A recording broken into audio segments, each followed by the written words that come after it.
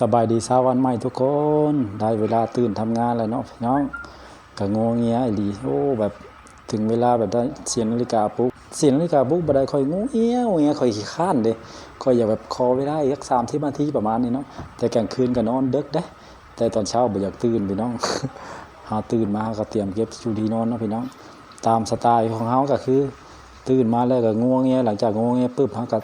บ่ได้คิดหน้าจารังพี่น้องบายหาหม้อต้มน้ำชงกาแฟอย่างเดียวอันดับแรกคือกินกาแฟก่อนเพราะว่าขาดบ่ได้แล้วแต่ก่อนนี่บ่มักกินกาแฟนะแต่ทุกวันนี้กินกาแฟเป็นชีวิตจิตใจพี่น้องเบิดก็ซื้อมาเติมตลอดเพราะว่ามันขาดบ่ได้พอตื่นมามันต้องกินกาแฟเพราะว่ามันงอเงียแต่ก่อนน่ะคือบ่กินกาแฟนะบ่มักอีกแล้วก็บ่กินเลยก็ตื่นมาก็สิงอเงียแต่พอเฮามากินกาแฟแล้วรู้สึกว่ามันแบบมันกระปี้กระเป้ามันแบบพอตื่นมาปุ๊บนี่มันแบบว่ารู้สึกว่ามันกินกาแฟแล้วมันหายง่วงเลยพี่น้องก็คือพร้อมทำงานเลยนะ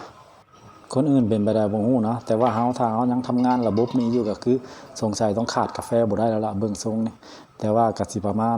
พยายามแบบขยับลงนะแบบว่าบ่ได้กินหลายขึ้นเนาะก็กินกาแฟแล้วเฮาก็เตรียมเข้าอาบน้ำพี่น้องอาบน้ำออกมาแล้วก็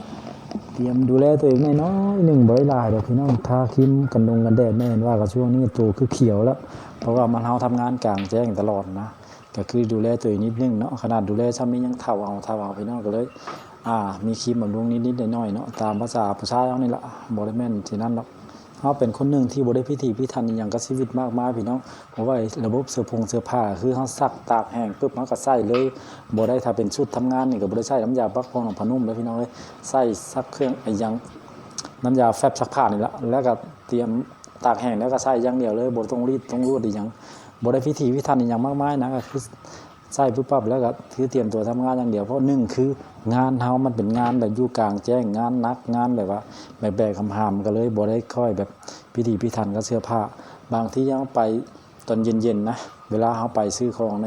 ห้างในเซเว่นอย่างที่แบบคนหลายๆเฮาก็ยังรู้สึกแบบว่าคนยังแนมนะเพราะว่าเฮารู้สึกว่าเฮามอมแมมแฮงบอกว่าเสื้อผ้ามันก็จะแบบมันดำนะบางทีเนาะมันก็สิดำบ้างอีหยังบ้างนะแต่ว่ามันก็ดูแบบแตกต่างกับเขานะเฮาดูมอมแมมแต่ว่าเฮาก็แบบทำเฉยๆไปเพราะว่าเฮาก็บ่ได้เป็นคนแบบว่าเหมือนกับบ่ได้ไปเดือดร้อนคนอื่นนะก็ทำมากินของเฮาไปก็เลยบ่ได้สนใจแต่ว่าคนอื่นสิมองเฮาไปใดก็ช่างเขาแต่ว่าเฮาก็ยังแบบว่ามันเฮาก็อยู่กับเฮานะต่างคนต่างทำมากินบ่ต้องไปสนใจเพิ่นพี่น้องเฮาทำดีแล้วพออันนี้ก็เตรียมเก็บขยะไปทิ่มพี่น้องเตรียมทำงานลุยงานอย่างเดียวโอเคขอบคุณหลายๆครับ